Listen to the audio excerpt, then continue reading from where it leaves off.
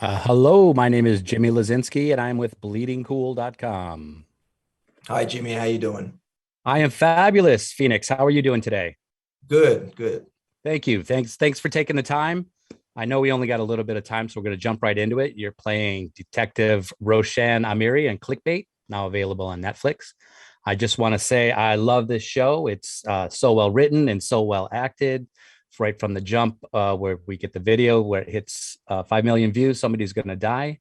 So I got a couple of questions, but let me start with: have you ever been catfished, or have you ever catfished anyone? Fortunately, no. No, I'm not. I don't have a big, I don't have a big online sort of presence personally. I don't go on there a lot, so I haven't been, and I hope I never will be catfished. Yeah, pretty bad scene there. What about this story? I love that every character is reacting in a pretty natural way, not a sensationalized way, to the situation around them, and everybody is kind of seeking out their own interest. What about the script attracted you the first time you read it? Um, Excuse me. that's all right. Yeah, I love the perspective aspect. You know that each episode shows a perspective on each character and their view of the world, and the way, when we spoke with some of the directors on this, everyone wanted to make sure that they shoot it in that way, and it has that sense of you're entering this person's world now, and seemingly now you're entering this person's world. And I think that was really interesting when I first read it. Your character is pretty central to the story and kind of leads the audience through it. What was it about your character that attracted you to this project?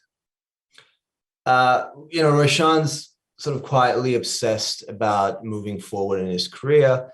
That was really interesting. But the arc where the burden keeps building up on his shoulders as he gets what he wants, be careful what you wish for, kind of thing.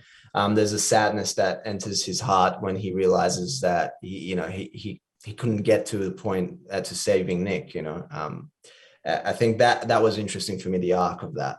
Mm-hmm.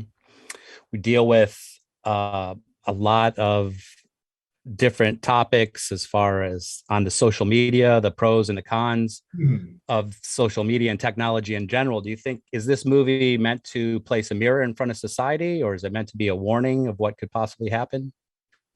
Look, as you said, like with the world right now, with the internet, you can be super secretive, but you can also have everything you ever known exposed to the world at the same time. And I guess what we wished that people could take was a form of awareness that both of those things are true. I hope that there's going to be a day where we judge less, and also we are more careful with how we treat each other online. Mm-hmm. Yeah, more. That's a better way to put it. More careful. I know that you filmed this series in Australia, where you're from.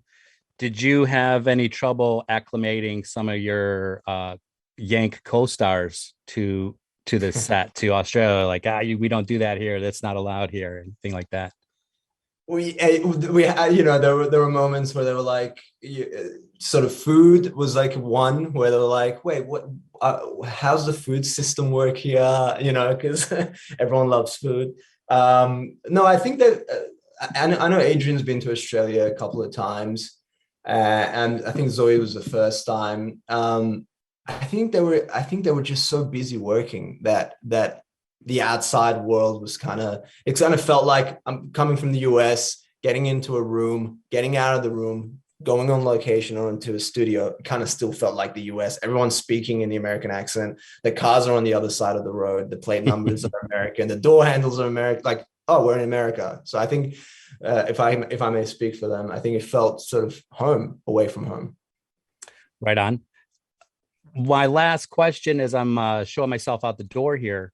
When I was a young man, I had to get up early on Saturday mornings to watch cartoons in the morning and fight my brother for a good spot on the couch in front of the TV. But I'd have to get up even earlier than my parents to pour myself a big bowl of cereal to enjoy with my cartoons. So, Phoenix, I'd like to know, what was your favorite bowl of Saturday morning cereal, and what cartoons did you watch in the morning while you were eating them?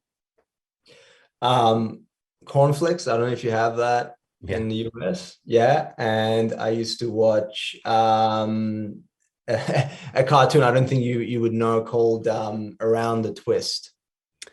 Around the Twist. What's that about? Actually on Netflix Australia at the moment. It's an Oh, old, okay. yeah. But it was one of my favorite cartoons.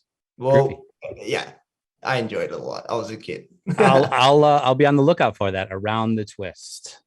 So that's my time right there. Phoenix, thanks so much. I appreciate it. Thanks for your insight. Like I said, I love this show. I don't know if it's going to go on for a season 2, but if it does, I'll be there. I Well done, appreciate man. it. Thank you. Thanks so Thank you. much. Have a great day. All right, you too.